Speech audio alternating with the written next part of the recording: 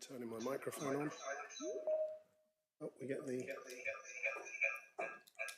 You'll need to turn the sound on. It's mine. Bear with me because I'm sharing my screen. It's going to come right out. We okay now? That should stop. But the other thing is I'm not sharing my screen now. But that stopped that issue. Okay. Are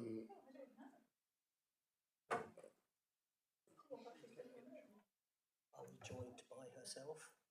Yeah, We're just sorting out some technical issues with sharing the screens.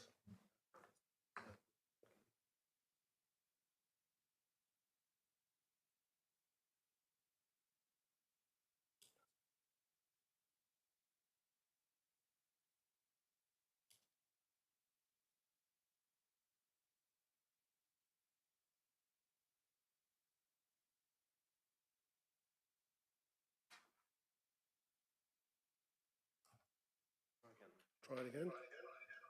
So I think we need to turn the sound off. It's all off. I know. Try it now. Hey, we fixed the problem, great. Okay, so agenda item number 1. Sorry about that, members. There was just a bit of an echo problem on the microphone. Agenda item number 1, approval of the minutes. To approve as a correct record the minutes of the Audit Committee held on the 8th of September 22. Do I have someone to propose them as an accurate record? Councillor Taylor, seconded. Councillor Rowe. All those in favour? So moved. Agenda item number 2, I have no items of urgent business brought forward. Agenda item number 3, there shouldn't be any necessity to divide the agenda as we go forward. Declaration of interests, item 4, in accordance with the Code of Conduct, members are invited to declare any disclosable pecuniary interest, other registrable interests and non-registrable interests, including the nature and extent of such interests they may have in any item to be considered at this meeting. Do any members wish to declare an interest? No, thank you. So we will move on to agenda item number 5, which is the Grant Thornton Audit Progress Report and Sector Update.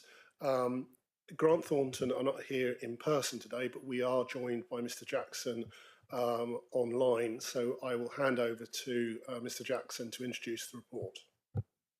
Thanks very much, Chair. Actually, my colleague Oliver Durbin is going to talk through the report with you today, if that's okay. So if it's okay with you, Chair, I'll pass over to Oliver. Yep, thank you. Thank you, Chair. Yeah, I'm Oliver Durbin. I'm the External Audit Manager.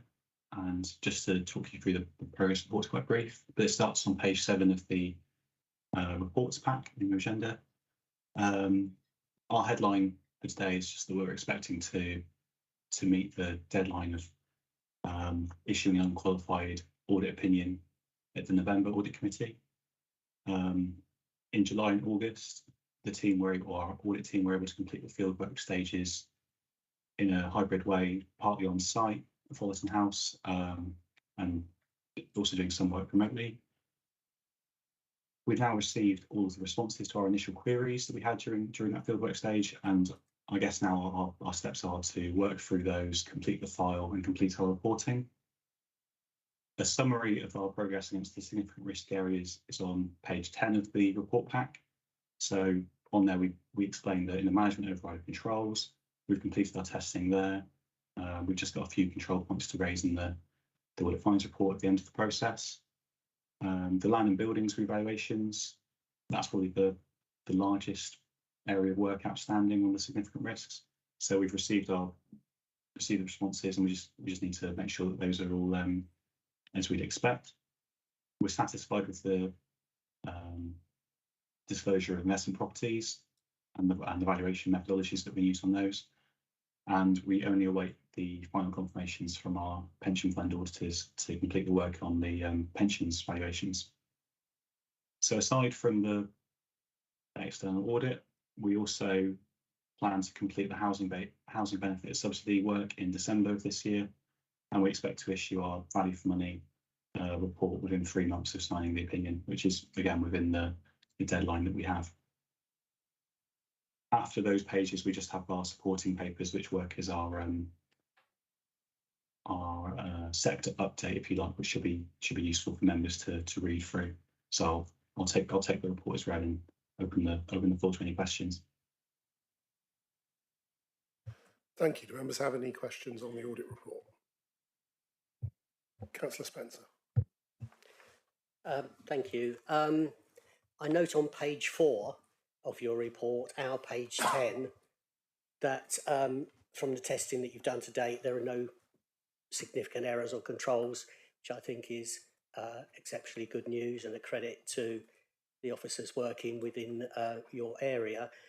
Can I just ask a couple of questions on your page 8, our page 14, and it relates to this new organisation, yet another organisation, is it ARGA possibly? Could you make some comments and observations on them, their work, and how they're going to be different from their predecessors? And also, in the paragraph, 3 paragraphs below that, you say plans to make audit and governance committees compulsory for all councils, fine, and required to include at least 1 independent member. Could you clarify that statement as well, please? Thank you. Yeah, so if I respond to those, Chair. So taking the first question, you're correct. It's known as ARGA. So members may remember in probably about 12 months ago now, there was a report by Sir Tony Redmond, known as the Redmond Review, looking at local audit, a number of different aspects of local audit. So that's the audit of local government and police, fire organisations, etc. Some of the recommendations made as part of Sir Tony Redmond's report are those that are in front of you on that page there. So ARGA, he recommended a systems leader be established. They would be responsible for writing the code of audit practice that as external auditors we are required to complete our work to. Currently, that is undertaken by the National Audit Office. So there's a shift of responsibility from the NAO to ARGA as this new organisation. They would also be responsible for regulation, with a view that regulatory reviews of external audit work, etc., would go to ARGA, rather than necessarily financial reporting council colleagues. So it was a view that currently the system of regulation oversight is quite fragmented, with a number of different parties being responsible for elements of that. The view was a single systems leader, as it was referred to by Sir Tony Redmond, would help with some of the challenges that external auditors face and the external audit market faces. So government have accepted that recommendation and have moved to create ARGA moving forwards. Currently, they're kind of being established, so they're not in post and doing that role currently, but there is a move to the future that they will. One of the other recommendations of the Redmond review then was, as you said, plans to make audit and governance committees compulsory. That's a given, and majority, if not all, as I'm aware, already have those. The independent member was another recommendation from the Redmond review, and there's an acceptance from government or DLUC seemingly that they wish to take that recommendation forward. There is currently no proposed timeline for that. I think that a paraphrase, I can't remember the exact wording, but it says that will become statute or a requirement as the parliamentary timetable allows. So clearly we don't have any sort of view on when that may arise or when that recommendation would look to be brought in. There's also no current guidance on whether that would be a remunerated post or not, whether that would be a local decision or not. So at the moment, there's very little detail on this other than the announcement of an intention to take this recommendation forwards into the future. Councillor Spencer, does that answer the question, or do you have any further questions? No, I'm fine, thank you. Are there any further questions regarding the Grant Thornton audit progress report from members? Councillor Pearce. Yeah. Chairman, thank you. May I ask Jackson a question? It's not directly to do with his report, but I think he might know the answer to it. The PSAA has recently made an announcement on the the outcome of the procurement exercise they've just been through. Is it really serious that there's going to be a 150% increase in audit fees? So through you, Chair, that's the announcement the PSAA have made, yes. But presumably you as Grant Thornton have sort of been on one end of this, saying that that's what your fees will need to go up by for you to be able to handle audits. Or collectively, the audit companies that are bidding have said that. So I wasn't involved in the actual procurement itself, but yes, one would imagine so. That's how a procurement operates, isn't it? Well, I don't know. That's what I'm asking you. So I just said I wasn't involved in any submission. I suspect that's probably a question for yourselves and Okay. PSAA as the procuring body for you. Right. All right. Thank you very much. Any further questions from councillors? So we are asked to note the report brought before the audit committee. I will go for a vote on that. All those in favour? That's unanimous, thank you. So we move on to agenda item number 8, which is the Ivy Ridge Regeneration Scheme, and ask Councillor Baston to introduce the agenda item. Thank you, sorry, Chairman. it's agenda item number 6, the Ivy Ridge Regeneration Scheme. Councillor Baston. Thank you, Chairman. I welcome the opportunity to present to you this audit report for the Ivy Bridge Regeneration Project, which as of this summer was formally ended by the executive. It was a big project, and rightly, now it is closed, we must look back and see what lessons can be learned. The audit has looked at funding, governance, political engagement and stakeholder engagement. Members will have read that the project was debated by various committees of this council no less than 13 times. It had the benefit of informal and formal public consultation. All spending was agreed by full council.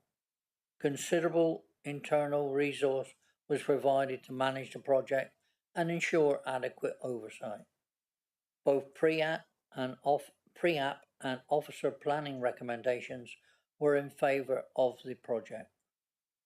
It was ultimately ceased due to the democratic decision of the planning committee. There are lessons to be learned from this project, as set out in the report. Now is the time to look back, review, consider and improve. Now is the time to recognise areas of good practice, of which there are many examples. Now is not the time to debate the pros and cons of the project. That opportunity passed with each of the previous 13 committee meetings. I recommend the report's findings to this committee. Thank you, Chairman. Thank you, Councillor Baston. Can I just reiterate that comment to members that we are not debating here whether we should have an Aldi supermarket in Ivybridge or not. What we're looking at is the process that we went through as a council in coming to that decision effectively. So do members have any questions or comments they wish to make on this particular agenda item? Councillor Taylor. Yeah, I'd like to ask a question about probably the Vox Pops. No, is that work still in? Is that still alive for the funding for the High Street fund bid? Is that still alive, or does that die with the application? I think we'll probably go to Mr. Brooke for that. Thank you, Chairman. Forgive me, I'm online. No, the Vox Pops were an informal consultation that occurred at the time, and prior to that, there was a bid for High Street funding, which was unfortunately unsuccessful. So I'm afraid those two opportunities have passed. Thank you. Any other questions from members? Councillor Brazil. Yeah, thank you, Chairman. I mean, you talked about 13 meetings. Can I just, for my own, just so I've got it checked, how many times did that actually come to audit? Mr. Brooke, do you have a record of that? I believe this is the first opportunity audit I've had to discuss this project, Chairman. Mr. Powell. Yeah, it did come to order on one previous occasion, which is when there was recommendations made around the way of repaying the debt, which is set out in the report. So just on one occasion. At what stage was that in the? We're discussing the expenditure. Was that when it came to audit? Was it prior to that expenditure being authored? I think it probably was, wasn't it? Yes, it was, Chair. So just to clarify the question from Councillor Brazil, the audit committee did actually consider the whole proposal before the expenditure was authorised. Yeah. Yes, Chair. The audit committee on the 23rd of July 2020 looked at the whole project before the actual decision was made in 2021 by the executive and then on to council in February 2021. Councillor Brazil, did you want to come back on that question? Or? No, I'm going to make some comments during the discussion, but I just wanted to confirm that it was just the once. Thank you. So we'll continue with questions before we move to the general debate then. Are there any other further questions from councillors? At which point, I suppose, we'll move the recommendation with Councillor Baston. And do I have a seconder? Councillor Rowe. So we move to the debate. Do any councillors wish to speak in the debate on the matter, other than Councillor Brazil? Councillor McKay.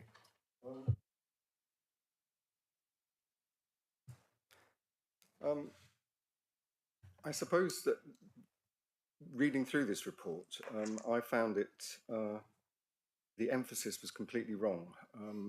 Clearly, 4 years has elapsed since this was first conceived as a project. And it's resulted in 480 odd thousand pounds being spent, lost. And I would have thought there should have been more in this report about, I mean, the report should have been about, obviously something has gone wrong here, and trying to discover what it is, and to be looking at it as to how can we improve the procedure such that this sort of thing can't happen again. Reading through this report, it seems to me that it's been constructed in such a way as just to provide a list of reasons why everything we did was perfectly good, and this is just an unfortunate outcome. I just think that is the wrong approach. And I'd just like to ask what your opinion, Drew, as to why you didn't take a more investigative approach and start with the clear fact that this is a failed project, and why did it fail? Especially given, you know, I mean, there were other evidence long before. I mean, there was letters from the MP. There was all sorts of evidence that this project should have probably been wound down, or at least its motives questioned. But none of that happened. We just plodded on regardless until finally the planning committee chucked it out, quite rightly, because it was a pretty poor application that was being presented to the committee, and that also is a question as to how it was that this thing was pushed along to such a degree that in the end it was bound to fail, and none of this is addressed in the report. The report does go on to set out a protocol for this type of thing going forward, and particularly with regard to planning. You've picked on something there that there should be in future a greater understanding with the planning issues when you're considering a project like this, because at the end of the day it just came down to the fact that the planning officers felt it was worthy of approval, but the committee didn't. And I think the report does set out that we do need to have a better protocol between officers when it comes to assessing the likelihood of something being achieved under planning legislation. I don't know if you want to add to that. Mr. Powell, would you want to add anything? Thank you, Chair. I suppose you have to look at what was the purpose of the report. The purpose of the report was to check that the governance arrangements are correct, that there was transparency, that members were kept informed, whether that's the executive members, and full council, and that decisions were made at the right stage during the process. And I think the chronology shows from that perspective that all the proper governance arrangements and the checks and balances were in place. Money was spent with the approval of council, and it was spent within the sort of spending limits as agreed. And the project, up until the point that it was refused by committee, planning committee, sorry, you know, was clear and transparent. Things changed undoubtedly through that time, and that's within the report. So in terms of public opinion, we can see what the stakeholder engagement was, who was involved, what the view was at the beginning of the report, and that the full council approved it. So it's quite difficult to go back and unpick all the details, because each report took the facts at the time to members, and members made a decision. So I think it's for me as an officer to unpick why members made decisions and the whys and wherefores there. So I've given you a chronology of all the facts and shown it from a governance point of view. Okay, everything was followed properly, and I've made a recommendation around the planning side of it, because I think that's the one area where at the time of the application coming to DM, there was a lack of clarity perhaps for the public as to the role of the council as the applicant and the decision maker. And I think drawing that out and making that clear will help us in the future, should we have similar applications coming forward. the only comment I would have, and then I'll shut up, is that obviously this has been discussed by members on 13 occasions apparently, and when these discussions take place, there is an assumption that they have all the facts before them, and I wonder whether some of these decisions that were taken by members at these various stages were based on them, excuse me, having access to all the facts, and that's not something that's properly investigated, I don't think, by this report. Can I just come back in here in terms of, I mean, I've obviously been very deeply involved in the application for the last 5 years, given that it's actually not in my ward, but on the boundary of my ward and in Ivybridge. So when the full council took the decision to go ahead and spend the money that's been spent, at that point when that decision was taken, we'd done a public consultation. And the public consultation came back to say 2/3 of the people in the town wanted an Aldi supermarket. We'd taken it to the Chamber of Commerce, and the Chamber of Commerce had said that they wanted the supermarket. We'd taken it to the town council, and the town council knew that the supermarket was going in the car park that was behind the town hall, and they voted and said they wanted the supermarket as well. I was at that full town council meeting when they took that vote, and I don't know off the top of my head, but I seem to remember it was almost unanimous. We went to the owners of Glanville's Mill, who said that they wanted the supermarket. And personally, living in the town, I'd spoken to an awful lot of people who were very much looking forward to having an Aldi supermarket. And since the application has been declined by the planning committee, my understanding is that Aldi are booming at the moment. They've never seen so many people coming to their stores because of the economic situation we're in at the moment, and customers, very much want to shop at Aldi because they believe they can save money there. So at the point where we took the decision to spend the money we spent, it looked as though it was a pretty clear thing from wherever source we went to that the application would go through. And at that stage, there was no letter from the MP. There was no campaign on social media. There was no one turning up to the town council meetings talking against it. Having taken that decision, then continued with it, we then continued with the public consultation by publishing the plans of the supermarket, which seemed to cause outrage. And at that point, there was a campaign launched against the whole project, which culminated in, a site visit where plenty of people turned up and kind of heckled those people who arrived. I wasn't at the site visit myself. I didn't go because I didn't have to, because I lived there. And a planning committee, which involved, an awful lot of people turning up and speaking very passionately against it, and a full council meeting, which involved a lot of people turning up at the full council meeting and speaking passionately against it then. And the full council, the town council, completely changed its opinion and came out with a totally different decision. And there was a pretty ferocious social media campaign against the project. with plenty of members of the public almost almost sort of commenting more than once a day against the application. Your assumption, Councillor McCain, that somehow the council seems to have done something wrong at some stage, I wouldn't necessarily go along with. I think we went through the correct procedure at each stage.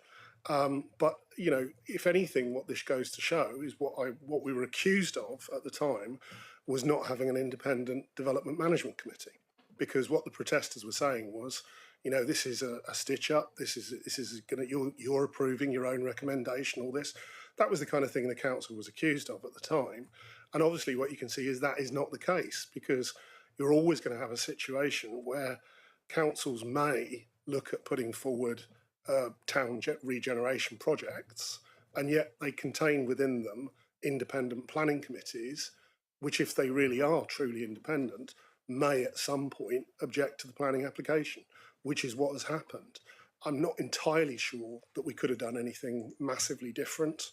We may have learned some things from that. We may be able to get something out of it, but I don't really see what we could have done that was a lot different. And this is something that's going to relate to the council going forward, because this isn't going to be the last major project that we're going to be spending money investigating into. They happen all the time. We constantly, spend money looking at developing lots of different projects.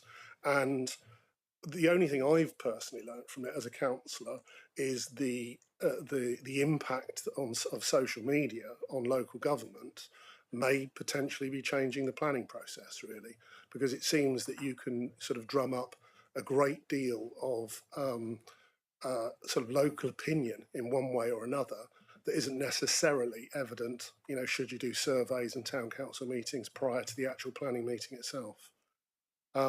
So I've probably spoken too long as chairman, but would any other members like to comment on it before we move? Councillor Rowe.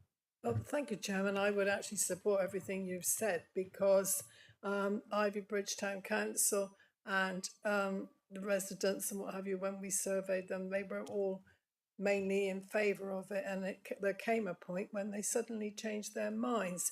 I think, unfortunately, COVID has quite a lot to answer for, and also online shopping, and people went into the main town shopping. And I think the shops in Ivy Bridge, when we had been told there were several shops that were empty, in fact, when we went there on the site inspection, there was only one shop that wasn't in business, and that was not for a reason that it had shut down. There was a different issue and that attached to it. So I think it's unfortunate that we got to the stage that we did.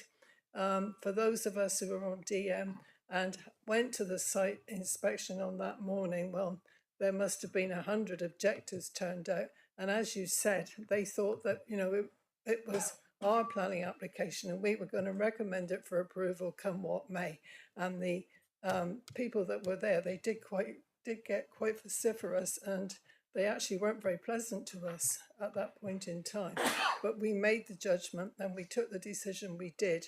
And whether it's right or wrong at that point in time, that's for other people to judge us. But it's perhaps unfortunate, but we did give it due consideration as to the decision we made. Thank you. Thank you, Councillor. My concern in terms of the comment you make about COVID is that there was undoubtedly an uptake in footfall in the high street during COVID. So during the pandemic, there was this tendency, when they were told to stay at home and not go more than 5 miles away from their house, for people to go into the local town and shop in local shops. But unfortunately, I think that may have stopped, but they may be gradually stopping, because what we have to bear in mind is, in the build up to this application coming forward, unfortunately, the high street, and I'm just using that word figuratively, really, has seen a continuous decline, going forward, particularly in places like Ivy Bridge. Not so much necessarily in places like Salcombe and Totnes, where they're tourist destinations and so on, but particularly in places like Ivy Bridge. And my concern is, having not gone ahead with the project, we may actually see a continuation of the decline, following on from this decision. However, at the point where that decision was made, it may have been influenced by a visit where you saw lots of people in the town at the time. And a lot of those people may have been objectors themselves. Councillor Spencer. Thank you. I read through this report 3 times before I actually understood it. And it's a long and very comprehensive report. And I think it does actually, in my view, show up quite a lot of things, not least of which is the chronological order in which things happened. I was disappointed by the report in the sense that the new ModGov doesn't allow us to go back to actually examine these minutes. And maybe that's a fault of the way mine's been set up or not. But I couldn't go back to any of these minutes to actually look at what happened. Even though there are settings on ModGov for 3 years and 5 years worth of history, none of those generated any help to me at all. So I just make that a comment in passing. But I think if those extracts from those minutes had been included in this report, it might have been more helpful to me. It was interesting also to note that you went from unanimous support, shall we say, from those who were consulted, and the tables are actually in the report of who was consulted, and 3.3 shows that at the time of the initial surveys, you know, anyone who had a view was saying yes, and that changed to almost universal no when the planning application actually went through. And I think those of you who went to the DM meeting yesterday, I've lost track of time, we did talk about groups who influence decisions and beware of those types of groups having an undue impact. Those who were in favour of this, had they spoken up, might have actually produced a different result. I don't know. But the upshot of it all is, if you look at 2.5, you know, people have still got 83% of resident specialty shopping is outside of Ivybridge, and 92.4% of their commodity shopping is outside of Ivybridge. And so, you know, in my view, the decision was wrong, but, you know, it was the decision made at the time. I just wondered, bearing in mind that difference in the survey, the public surveys, from the start of the project to the planning stage, there was such a huge change. Did this highlight the fact that we weren't actually talking to the residents? I don't know, you know, maybe we did, maybe we didn't. But for such a stark difference to occur over a relatively short space of time suggests maybe that, you know, informing the public in a better way might have helped. I don't know. I agree with the recommendation, but I would like to suggest that a time frame should be put on number 2, and that a report comes back to us within that time frame that provides the planning protocol. So if I just come back on one of the first points, and then we'll take the record. I think you're looking at making a recommendation, aren't you? There. So I'll just come back to the first point when you talk about the variance in public support. I don't think, I personally, living in the town myself, I don't think there was a variance in public support. I think that when we surveyed the public, 2/3 of the public said they wanted an Audi. By the very nature of the people who were in favour of the Audi, they wouldn't have time to go to all the meetings and protest. The kind of person who shops an Audi doesn't necessarily have is usually quite hard working long hours and so on, doesn't necessarily have the time to turn up to, you know, an afternoon meeting at council that's on planning and campaign, or go and visit their local MP and formulate a small group of people who can convince the local MP that they don't want the Audi. So the nature of the constituency was such that those that were in favour were quite happy to fill out a survey, but they weren't really happy to turn up to a meeting, whereas the nature of those who were against it seemed to be that they were perfectly happy to turn up to every meeting you wanted to, and every time it was discussed. And indeed, when they did the site visit, for example, those in the town, and indeed there were actually a constituency that came in from outside the town. That's the other thing to bear in mind. I was constantly being contacted by people who didn't live in Ivybridge and lived in places like Cornwall, for example, which you represent, and some of the sort of more expensive surrounding areas, telling me how they didn't want an Audi in the town. And they seemed to be the ones that were turning up to all the meetings and objecting as well. But they didn't really start campaigning until later on. And then when they did, they were particularly sort of effective, really, in particular using social media. Yeah, Councillor Spencer. Yeah, if the town council went out and did this survey in 2013 and they sent out 2,000 leaflets or however they did it, a similar sort of methodology, perhaps prior to planning application, would have targeted the same people and you would have got the same people responding. That's kind of where I was kind of going. Yeah, I do also believe when we did the survey, we surveyed people who lived in Ivybridge. Whereas when we were dealing with people who were objecting to it, time and time again, I would get back to them and say, where do you live? And they would say, oh, I live in Udborough. Oh, I live in Modbury. Oh, I live in Cornwood. I live in Hartford. And I don't want an Audi in Ivybridge. And yet when I spoke to people who, and your general Ivybridge resident is a 3-bedroom, semi-detached with 2 kids living in Ivybridge. When I spoke to those people, I said, do you want an Audi? They would say yes. But they weren't particularly cohesive in the campaign style. They wouldn't spend a lot of time on social media, and they certainly wouldn't turn up to a meeting because they were too busy. So I think if we surveyed the people of Ivybridge now, I think we'd probably find the same result, because we were basically looking at building an Audi in a car park in the town centre. So I don't think you'd find much of a variance on that. However, the recommendation you were looking at making was perhaps that we would change the protocol going forward. Do you want to clarify what that might be? Right. What I'm trying to say about recommendation number 2 was that about the time frame within which that occurs, because I think time frames are always a good thing to have, and B, for this planning protocol to come back for further debate. That's what I was trying to suggest. Mr. Powell, would you like to suggest how we can move that forward as a recommendation? Yeah, certainly, Chair. I mean, we could pull together a protocol for consideration by this committee, well, within the next 6 months, quite happily, but a shorter period if necessary. I don't think we've got any major applications that are coming to committee at the moment. No, just in the basis we haven't got anything coming forward. So, but we could bring it back in a shorter period of time than 6 months, 4 months, perhaps. We don't necessarily need to go for a recommendation on that, do we, or should we? Well, I suggest just amend the recommendation and put a time period on it, and then it's set out and agreed by the committee. Okay, can we put forward, are you capable of putting forward a recommendation on that? Whilst that's coming to members, do any other members wish to discuss the general regeneration scheme? Councillor Brazil.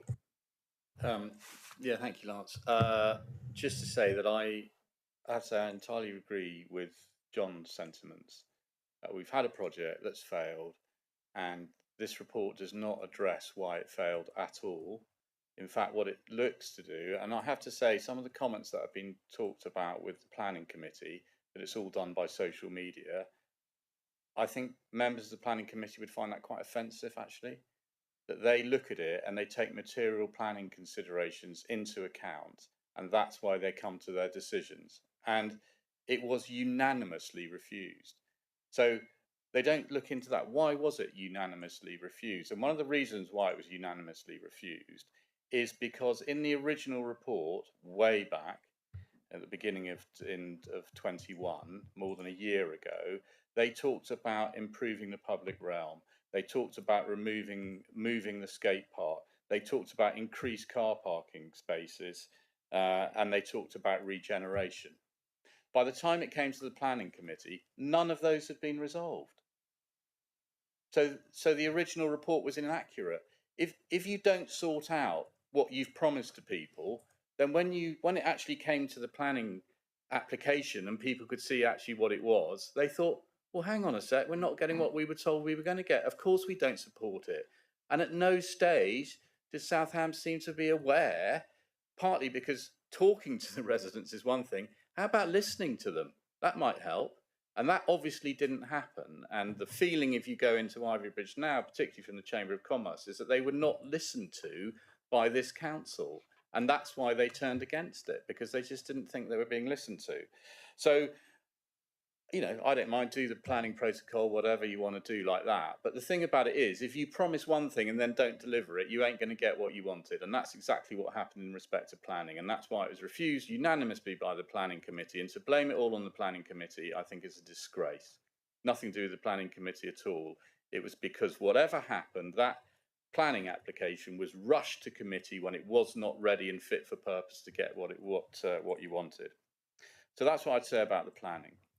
Governance. We've heard that that everything was done according to protocol in governance, and yet I read in our capital strategy, and I'll quote from it, and this goes back many years with the capital strategy, or it's renewed, it's still in, and this is the latest one we've got, and it talks about projects and their outcomes will be kept under constant review by officers and reported to executive and audit committee.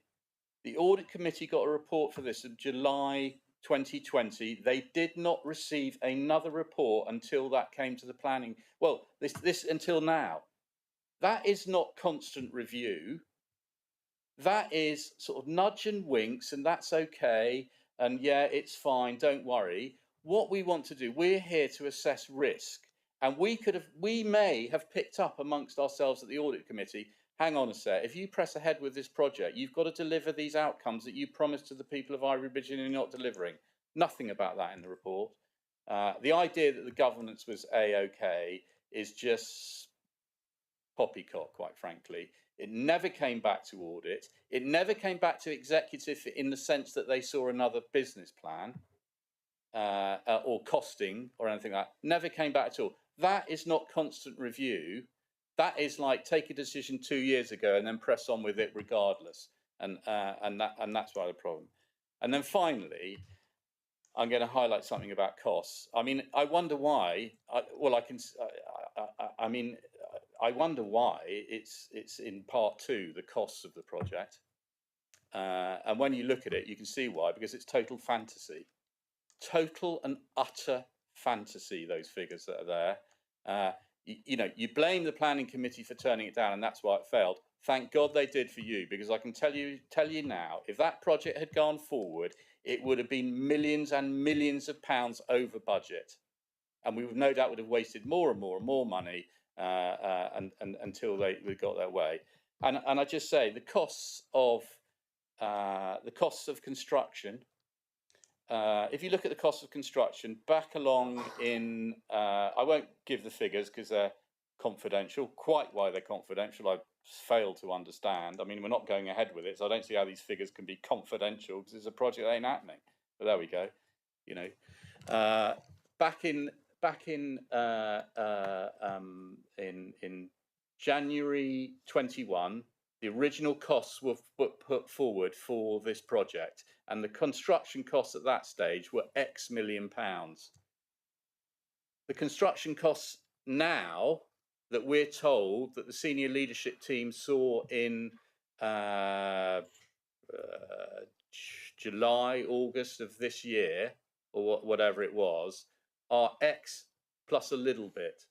A little bit. If you look, any expert, any professional will tell you that construction costs have gone up. I think the indices are they went up from 116.7 to 144.7 in the in that period, which means that it should be X plus 2 million, not a little bit, and yet we've got that cost put us here before us. Now, what I'm saying is that if that had come to the audit committee at an earlier stage, we could have picked up on that. And we could have said, this is a big risk that the council is coming. So I'm sorry to say that this report does nothing to allay my fears that in a similar situation, we wouldn't find ourselves in that position again. And, you know, the reason why this stopped, okay, the planning committee unanimously refused it. But I can assure you, if it had gone ahead, that the costs, the increasing costs of this project would have meant that it would have failed anyway. And thank goodness it was stopped at the right point. But it should be elected members that get the opportunity in this committee, yes, audit, to check the risks, to be able to make their own opinions and to make recommendations to full council as to whether they should go ahead, or at least to say these are the risks that you're taking if you go ahead with it. So that's what I'll say on it, Chairman. Look, I'll note the report. I'll do the recommendation for a planning protocol. Am I happy with the report? Absolutely not. Do I think it goes? Does it stop us from failing again? Absolutely not. I think it's an example of failure, and this report is an example of how not to try and remedy the problems that we had and the reason why it failed in the first place. Thank you. Mr. Brooke, I'm conscious that I haven't given you an opportunity as yet to speak whilst we've been debating. Is there anything you'd like to add, having heard what's been discussed so far?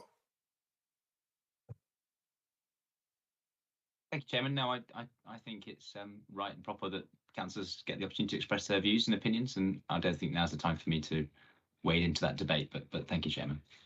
Thank you, Mrs. Buckle. Yeah, thank you, Chairman. If I could just respond on a couple of items that were raised around the governance. Quite rightly, as Councillor Bizot has said, this project was part of our capital programme, and as being part of our capital programme, that did come to the executive as part of the quarterly capital monitoring reports. So in there was narrative about how we were moving that project through the REBA stages, the stages of construction. And in terms of the figures that are in the exempt appendix around the construction cost, that did come from an actual procurement tender exercise where we started moving that project through the different REBA stages, through REBA stages 2 to 5. So that cost did come from an actual cost plan, actual tender price that we received as part of moving that through the REBA stages of construction. In terms of the business plan, that was part of the report which went to members in February 2021, and that business plan had different items to it. So one of which was the construction cost, which we've talked about was part of an actual tender exercise.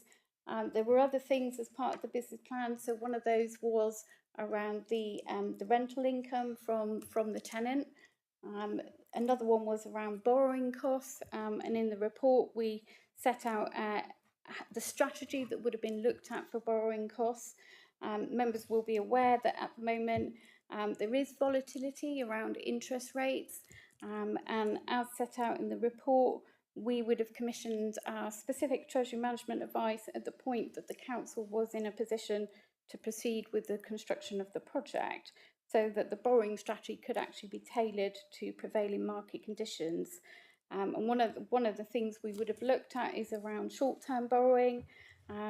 What some councils are doing at the moment, because of the volatility in interest rates, is doing what's called local authority to local authority borrowing, where you can actually get an interest rate much lower than is being offered by the PWRB. Some upper tier councils use that as a way of managing their capital programme, and as a way of lowering their borrowing costs in the interim. That does mean that you take on refinancing risk, because that local authority to local authority borrowing is only short term. It's only for a year, and then you have to refinance that. So the report sets out things around financial treatment, around construction costs. In 6.11, it talks about the council would have looked to have undertaken value engineering, which would be a way of reducing build costs. And 6.11.3 also talks about rental income as well, in that there would have been an opportunity to negotiate that the rental income from the tenant as well. So all of those things that were part of the original business case, that did go to members. There was an all-member briefing, which was on the 9th of March, where at that point the construction costs, the borrowing costs were within the original financial envelope that had been reported to members in the February 21 business case. It didn't come back to audit, but audit separately do consider the risk register. And I think it's the role of the executive rather than the audit committee to look at the capital programme and capital projects within the capital project programme. Thank you. Councillor Pearce. Thank you, Chairman. I'm not quite sure where I'm going to start on this one, but I think I'll start where almost where Mrs. Buckles left off. Only to say that not only did the public opinion change on this, but the opinion of members changed too, because when you look at the sequence of events in January and February of 2021, when there was an executive meeting where we agreed to the spend of up to £450 to take the project further, that went to council in February 2021, where, if I recall rightly, the vote in that council meeting was 21 to 6 with some abstentions. Now, if it was 21 to 6, that means that there were a number of the opposition who voted in favour of the project at that stage. So, because we're only 16 members, and I'm not even sure we were all there at that stage. So, so the opposition changed their mind, as well as the public in Ivybridge. Now, why was this? The answer is, I don't know. A local authority that carries out any project and needs planning permission within its own area can only use its own planning committee. Now, I know this because in another place, there was a similar project, would you believe, to build a supermarket. And so it was examined extensively as to whether a neighbouring authority could consider the planning application instead of the authority where the supermarket was being built. And the answer came back, no, they can't, because the local planning authority is the local planning authority for that area and for any projects that are, any applications that are made in that area, regardless of who makes the application. So the point of having a protocol is, if you like, to keep glass walls within the council so that the planning side of it is kept, or is perceived to be, completely separate from the project side of it. I think that's right, isn't it, Mr. Powell? That's the point of it, isn't it? So this protocol will set up how that independence of the planning committee is maintained. And I would maintain that that isn't just an officer job. Obviously, there are glass walls here between the officers, and they must be kept, and the protocol will deal with that. But I think the members have also got to look at themselves, because I am aware of at least 2 members of that committee who were predetermined before they ever went into the planning meeting to determine that application. I'm not going to say any more on that. Don't tempt me, because if this goes any further, I will. But I know that at least 2 of them were predetermined. So I would request that when this protocol is drawn up, I'm sure that the main theme of the protocol will be keeping the various officer departments of the council behind glass walls, and I approve of that, and that's absolutely as it should be. But there also needs to be a section in this protocol that deals with, and I'd be grateful if you take notes on this, Mr. Powell, so that it appears when the protocol comes out, so that there is extensive examination of the members of that planning, of the DM committee, before they sit on any application being made by the council, and that the monitoring officer examines carefully whether all the members are predetermined or not, because it would appear that some were in this case, but they didn't declare an interest. Now, is there anything else I need to say? Yes. For instance, when, and this is quite extraordinary, because you know how bolshy the residents of Salcombe can be if they want to be, and the town council too if it wants to be. But when we made our own application for the harbour workshop there, actually, there were people who were not in favour of it and objected in the normal way. But the general feeling was that it was going to be for the benefit of the town, and therefore the opposition was not too much, and it got through, and it's being built. Same for the workshops down there, although I have to say the location of the workshops is not ideal, and I think everybody recognises that, but, you know, land's in short supply, they ain't making it anymore. So Is there anything else I need to say? I'm just looking down my notes because I haven't made a few here. Yes, to Councillor Spencer. Councillor Spencer, the minutes of all past meetings are on the council website. And if you go into the section that records the minutes, you can look up minutes going back 10, 15 years if you want to. But you won't find them on modern.gov. That's right, because it only retains, its memory is only about 6 months. Okay, so you can find them on the website. Right, yeah, I think that's the end of my my remarks on that. Thank you. Do any other members wish to comment on the debate? Yeah, Councillor Brazil. Yeah, can I just say that I do find it extraordinary that the leader of the council has sat here and said that people have got predetermined positions or on planning applications, and there were 2 of them, as if that's suddenly the make or break of this. The truth of the matter is, it was unanimous within that planning committee. And also, look, if I think it's dangerous to suddenly, you know, if an application comes before us, that we get a monitoring officer to go through and say whether he thinks somebody's got a prejudicial or predetermined position or whatever. You can be predisposed to something. Doesn't mean that you're predetermined. Predisposed, you're allowed to be. And I for one, if that comes up in the protocol, I won't have that at all. I'm not going to be told by the monitoring officer whether I predetermined something like that. They can try and prove it if they want. But they've got to, I'm not having a monitoring officer telling me. In the end, it's up to the individual councillor to decide whether they take that express that view or not. And I'm not going to be told by this council or anyone else about whether my view is. They can suggest to me, but the idea that somehow they're going to have some sort of power over whether I can take part in a planning application or not, absolutely not. Councillor Pearce. I'll just come back on that one to say that I think the very point of this protocol is to make sure that the whole process is squeaky clean all the way through.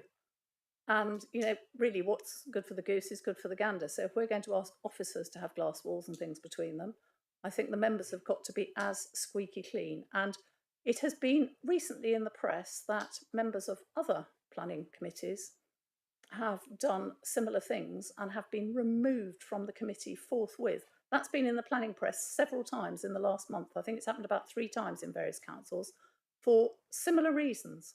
But nothing's happened here. And I'm not saying anything should happen here. And I admit that it wouldn't have made any difference to the result. That is not the point. Yeah, Councillor, I also think that's quite relevant when you think about the potential for some large planning applications that the council could be facing in the future, and the fact that those planning applications may be made post the election, because there have been instances in local councils where people have actually put on their election leaflets, "I'm against this," and then they've been on a planning committee, which has then had to consider that application after the election as well. Is that right? Councillor Austin, that's absolutely right. And in the planning training we had yesterday, that was what the ex-planner, the trainer, or the retired planner, I should say, because he was at Hastings and he's now working for PAS, was saying to us exactly that there was a whole group of residents who had opposed a planning application, and the leader of that group had stood as a councillor and won, was then on the planning committee and found himself, had to recuse himself from the meeting because he had put on his leaflet that he was opposed to that application. So yes, exactly that.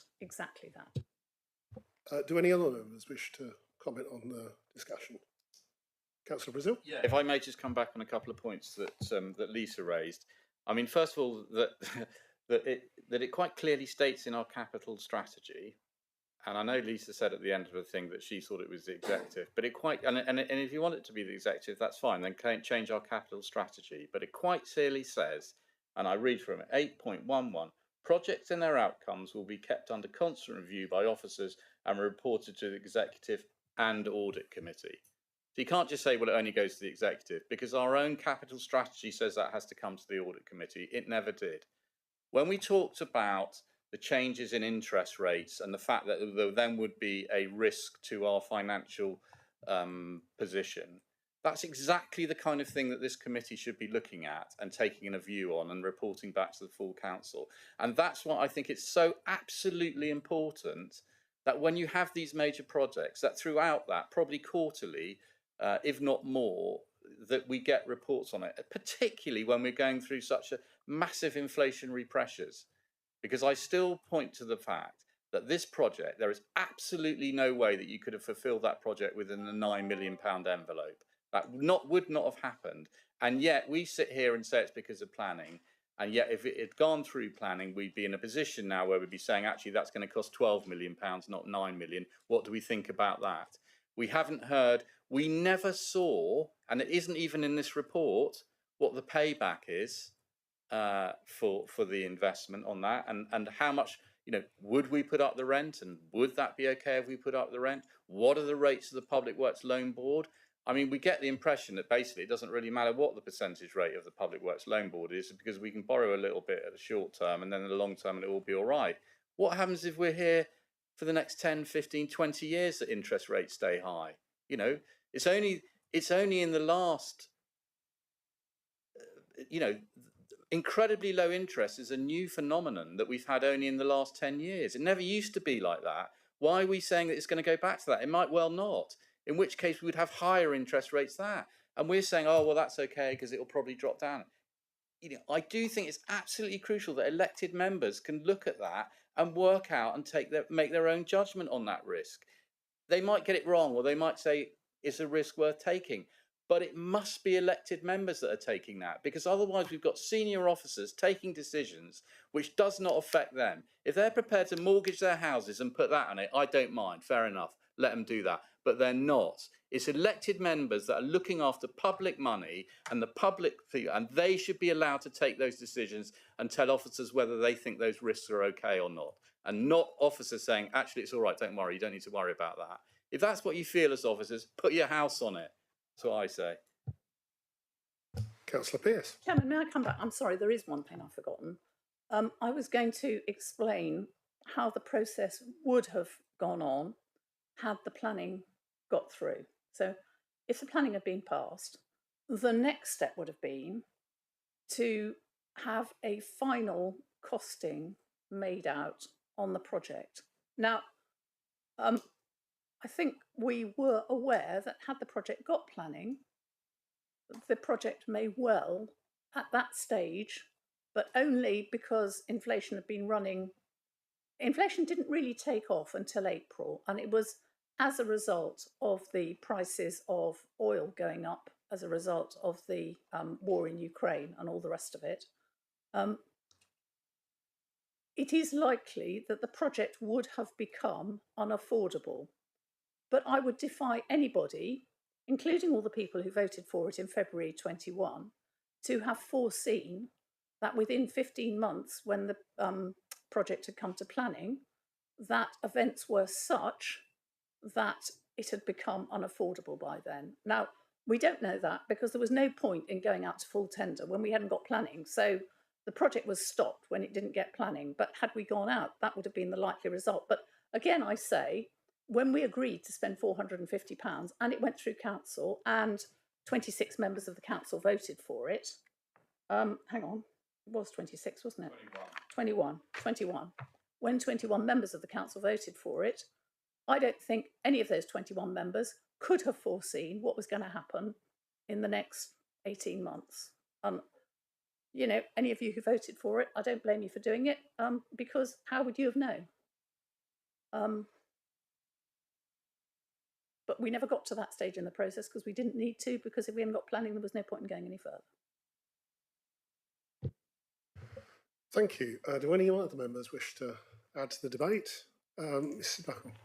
Thank you. Yes, if I could just come back about the interest rates. I mean, we work off forecasts, so we have Treasury Management Advisors. And yes, PWLB rates are high at the moment, but they are forecast to come back down in 2023. The Bank of England is forecasting a recession. We're not officially in a recession at the moment. There would need to be 2 consecutive quarters of negative growth to be officially in a recession, but that is what the Bank of England and others are forecasting. And if the next month of data sees negative growth, because of things like higher interest rates, higher energy costs, obviously squeezing of household and business income, and we move into a recession, then rates do start coming back down again.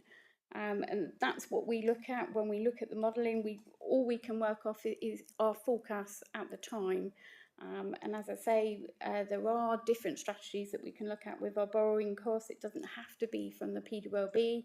I think the original report back in February 21 was saying about borrowing from the PWLB, but we could have looked at a mix of PWLB borrowing, local authority borrowing, or even our own internal borrowing, and that would have come back to members, as the leader has said, as part of that final business case, and it would then have been up to members to decide whether they were happy with that borrowing strategy at the time, as well as other aspects of the project. Thank you. Thank you, Mrs. Buckle. Well, as somebody who supported the whole project right from the beginning to the end, your comments that it looks like it probably would have been doomed regardless of planning, I'm not sure whether I'm sort of overly optimistic anyway, really. Do any other members have any comments they wish to make? So, members, we have a recommendation that's before the committee. Now, Councillor Spencer has amended the recommendation slightly. The original one that was out on the agenda did not include the wording after the words major project. It did not include to be developed within the next 6 months. So that is technically an amendment to the recommendation, which I suggest you're proposing, and it comes back within the next 6 months. Do we have a seconder for that amendment? Yes, Councillor Rowe, second the amendment. So if we take the vote on the amendment itself, which is that the adoption of the planning protocol for major projects is to be developed within the next 6 months, and we're taking a vote on an amendment to the recommendation to start off with. All those in favour?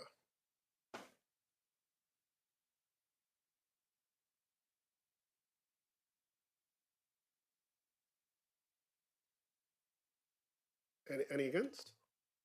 Any abstentions? So that's clearly passed, members. So the amended recommendation is before you, and it would have been proposed. It needs to be proposed by myself. Do I have a seconder? Seconded by Councillor Rowe. We'll move to the vote, having had the debate. So all of those in favour of the recommendation as it is on the screen, members.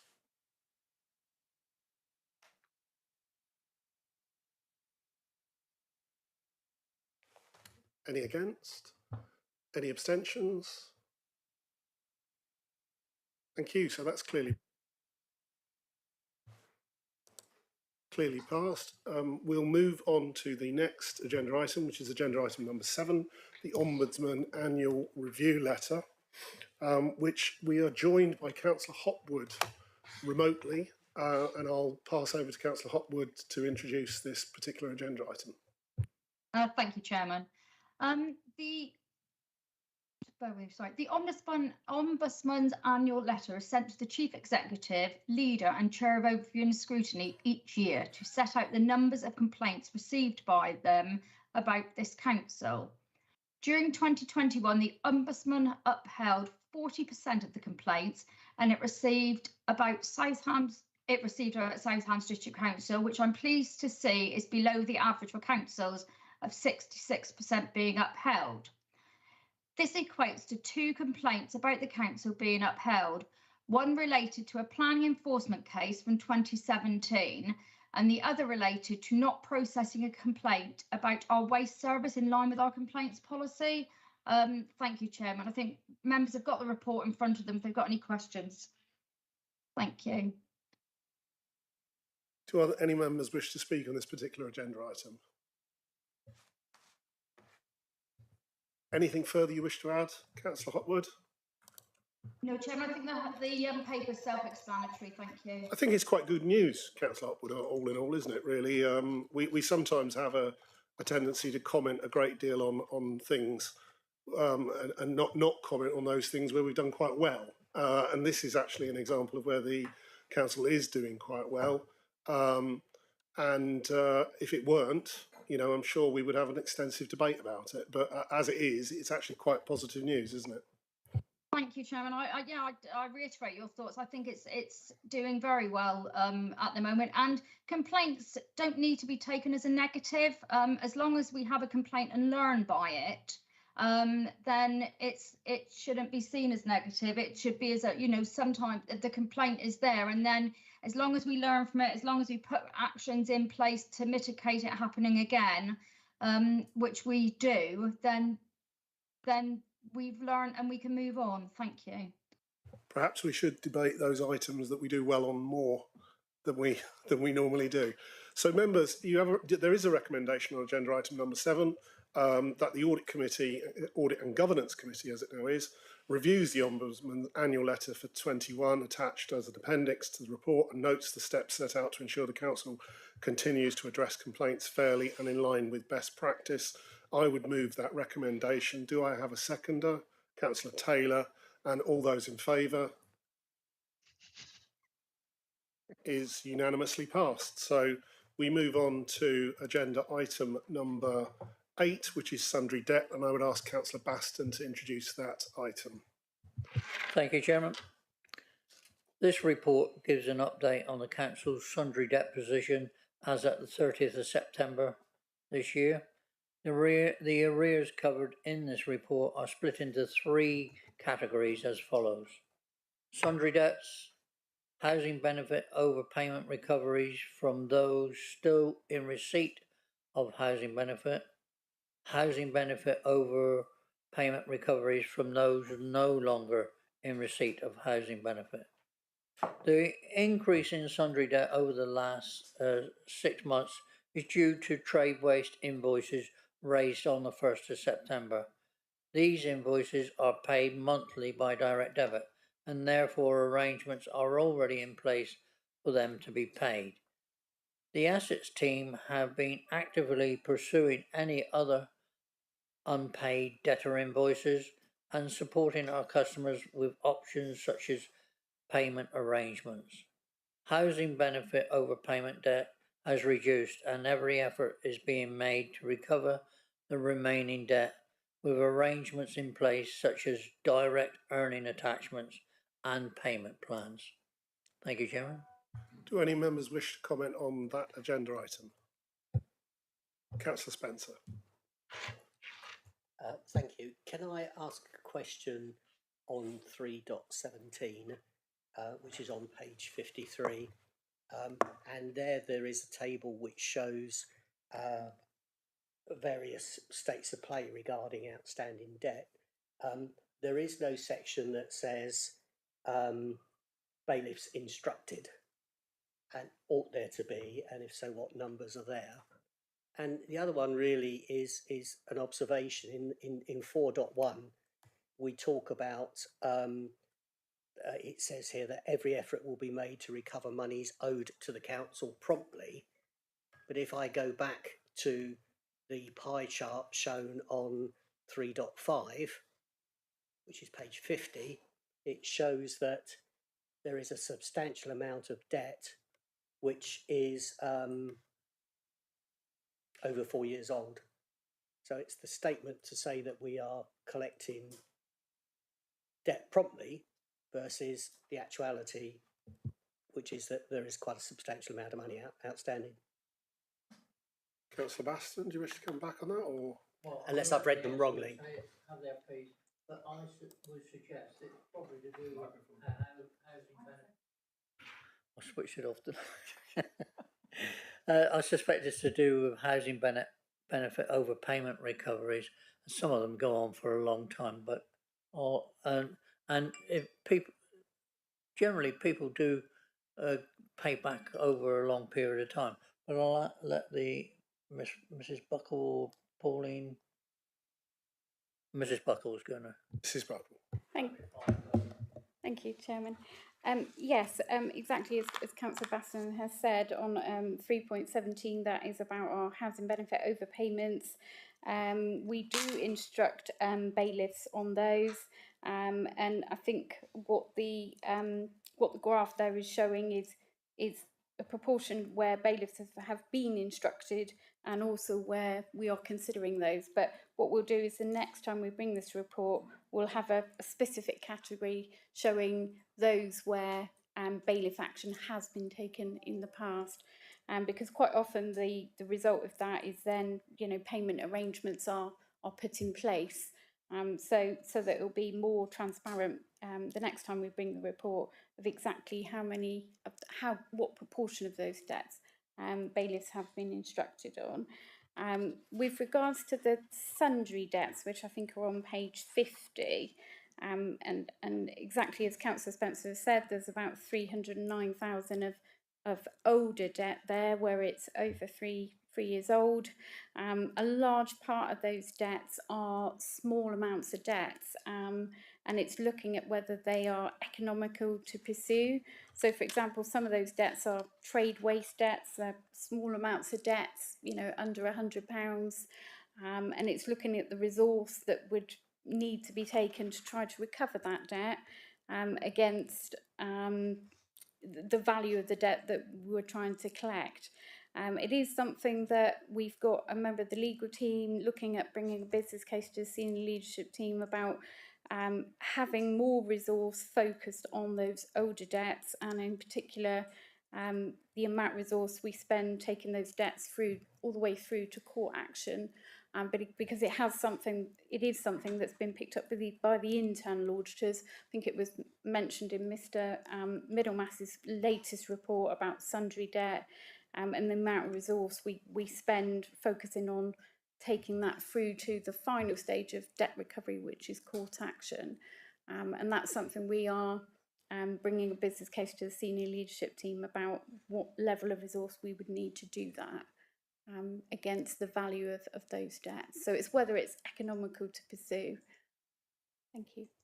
Any further questions from members on this agenda item? Councillor Brazil. Yeah, thank you, Lars. I mean, overall, considering the financial position the country's in and the cost of living crisis, I mean, I think the debt figures are really not that bad at all, and congratulations to the team that's been working with it. But I just wonder if, I mean, I see that our next strategic debt, looking at the forward plan, is not till next March. And I wonder if we need to be updated on this more regularly now, because it may be that people struggle with their council tax or, you know, I mean, with other bills, and it may be an opportunity for us to keep on top of it. I'm not sure if actually audit's the right. It may be that it should be an overview and scrutiny, or indeed to executive a paper about how we might approach some of these debts as they come about. Because obviously the last thing we want to do is to be seen where somebody can't pay their council tax and then we send, you know, get heavy-handed and send in the bailiff, which is, you know, none of us I think want that, and we'd much prefer to try and see if we can organise it so that there are ways doing it. But I mean, I think overall it's relatively positive if debt can be described as that. But you know, and you know, well done to the team. I'm sure they're working incredibly hard and working with the people who find themselves in these financial difficulties. Thank you. I would be happy for the audit committee to receive an updated report as long as Mrs. Buckle believes that it would be possible to bring it to the audit committee, say March 2023, given the circumstances I think that Councillor Brazil is pointing out. Thank you, Chairman. I'm sure we could bring another report to the 5th of January meeting. I think the November meeting is fairly full already, because we've got that's when we would receive the audit findings for our final accounts, and we've got several other reports on there. But if we could bring another report to the 5th of January meeting, if that's acceptable to members, and it could come again on the 9th of March, looking at, again, debt recovery. I think it does fit in with things like the cost of living report that goes through the executive, around very much, you know, we look to help our residents through debt referral schemes, through some of our partnership approaches such as the CAB and CVS. So yes, we could certainly bring a report back, and I would suggest the 5th of January, which at the moment looks quite light in terms of audit reports, would be a good place. Thank you. Are you suggesting both the 5th of January and March? Yes, I think the strategic debt update is already on the 9th of March agenda. So we could bring one in on the 5th of January as well. Thank you. Would you be happy with that, Councillor Brazil? Is that...